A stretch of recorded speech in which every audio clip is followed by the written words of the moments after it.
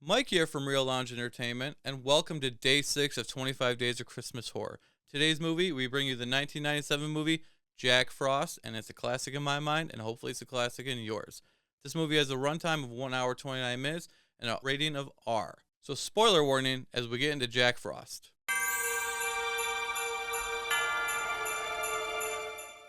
So this movie centers around a serial killer named Jack Frost, who was accidentally captured by a small-town sheriff. After he gets captured, he vows revenge, that he's going to kill the sheriff and everyone in town.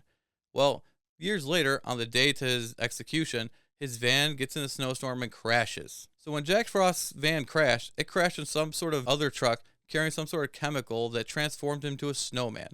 Yes, look at this. Not very impressive. Producers thought the same thing, and instead of making a serious horror movie, they decided to go half comedy, half horror, and I think it was the right call, because if they tried doing a serious horror movie, it wouldn't work at all with this snowman.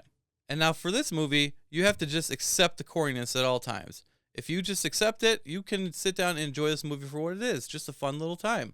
But if you can't accept this giant snowman as a killer, you're not going to like this movie at all. So Jack returns to town and starts killing people, and he also discovers he has powers. Not only is he a giant snowman, he can shoot icicles, throw snowballs, and turn into a puddle and go under doors and reform if he wants. You know, since I watched this, I'm afraid of puddles now. Whoa!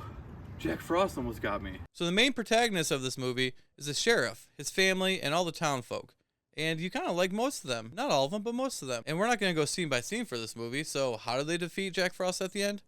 Antifreeze, of course. That's how you melt ice and snow. So the positives of this film is it's a fun little movie. Just shut your brain down and enjoy watching it. It's got a quick pace. This is also Shannon Elizabeth's first movie, so that's always a plus sign, right? The acting is sufficient. The sets are sufficient. The lighting, it feels like a real production. Just a small one, but still a real one. And the most important thing, this movie knows what it wants to be.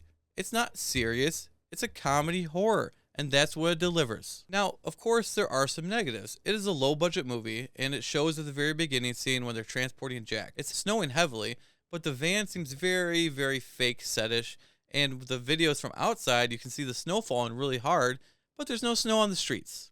Didn't think that went through. Now, the Jack design is weak. We already talked about that, so we don't need to go into much more detail. It just should have been better. The other thing is, the sheriff's son seems to be acting like 5 years younger than the actor really is, so it kind of becomes a little cringy at some points. That all being said, I have a very soft spot in my heart for this movie. It's one of the early Christmas horror movies I've actually saw, and I would like to give it a rating of 3 out of 5. It was only shot in 18 days. That's pretty impressive too. Now, early production, this movie was going to have a $25 to $30 million budget and a CGI Jack Frost.